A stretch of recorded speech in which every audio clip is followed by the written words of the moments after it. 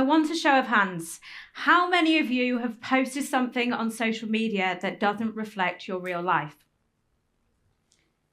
I thought as much because social media is often a lie.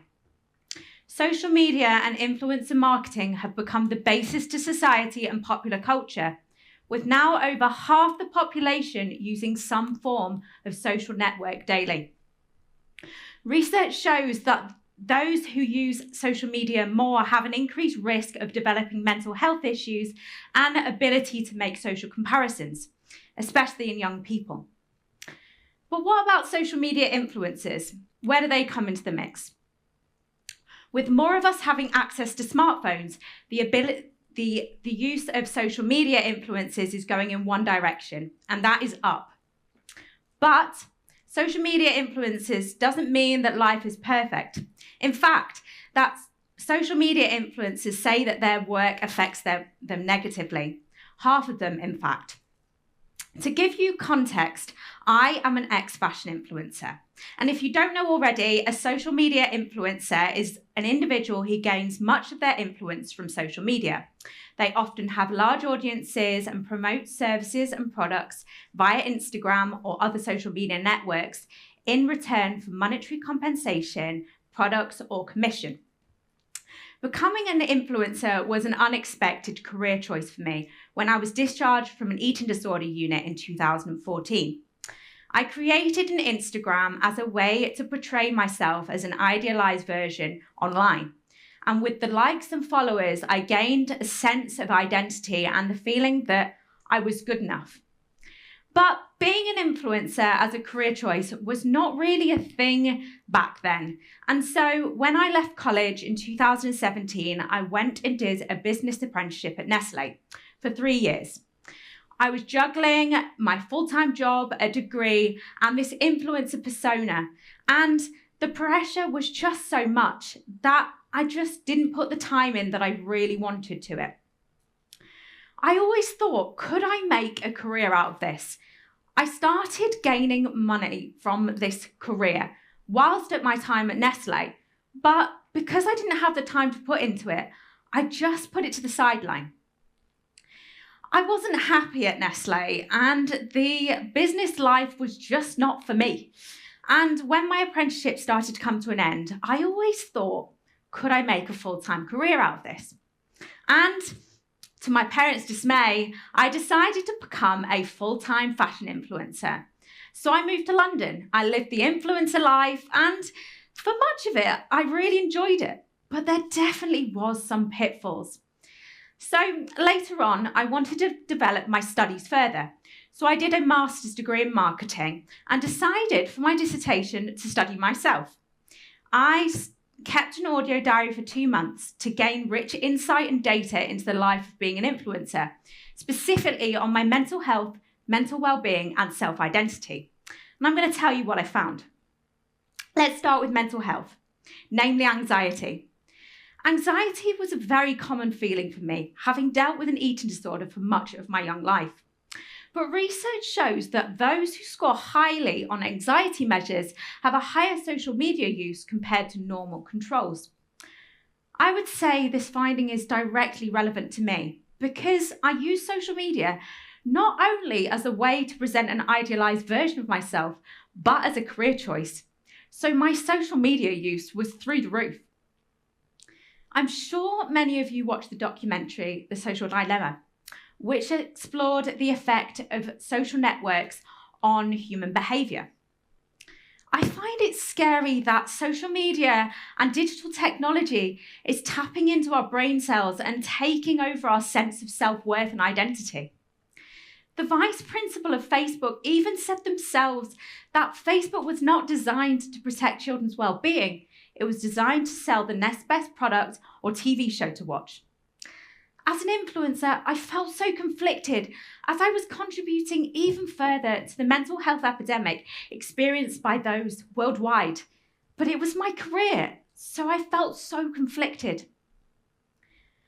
The conflicting nature of social media affected my self-identity. Goffman created the theory of self-identity in 1959, which say we are all actors performing front stage behaviour. what we show to others in social settings, and backstage behaviour, what we do when no one else is looking. Social networks have given a new platform to self-identity. Showing others online gives a new sense to who we are as people.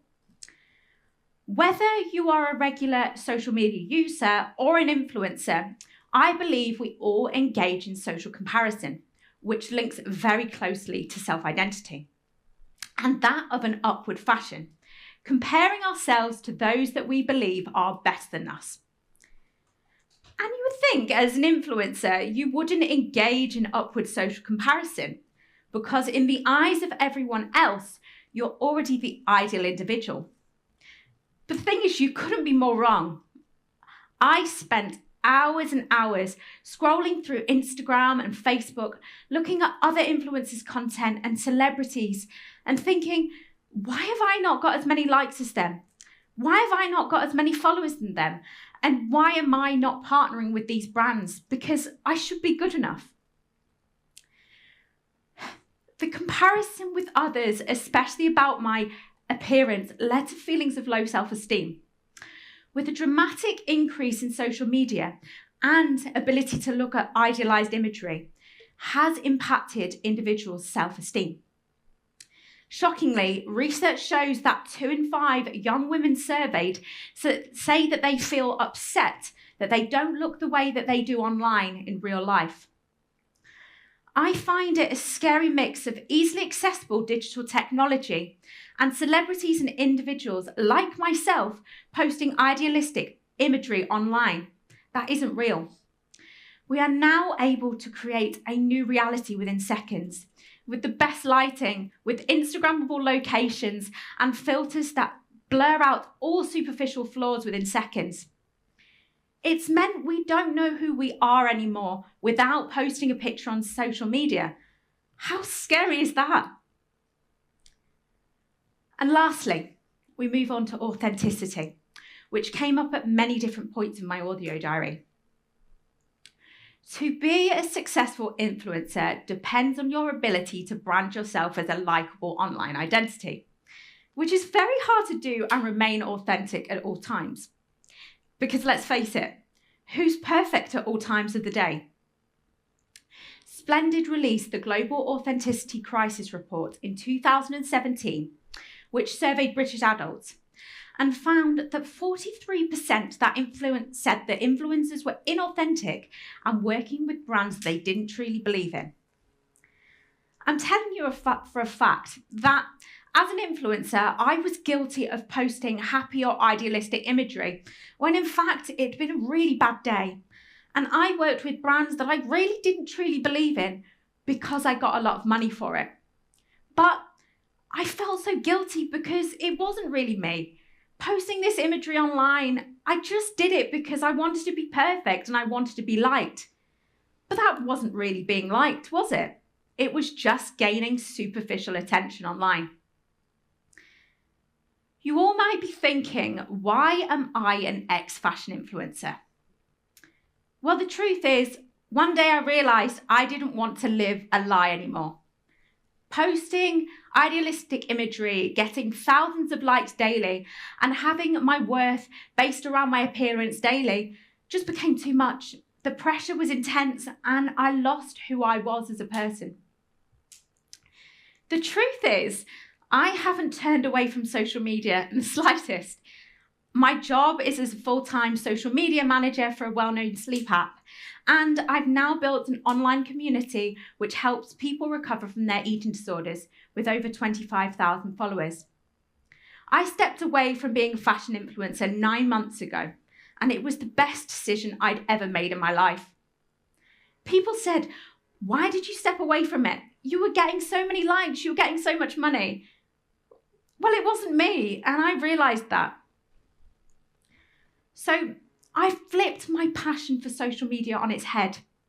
Instead of promoting a lie and somebody I'm not, I'm now an advocate for change and positive growth.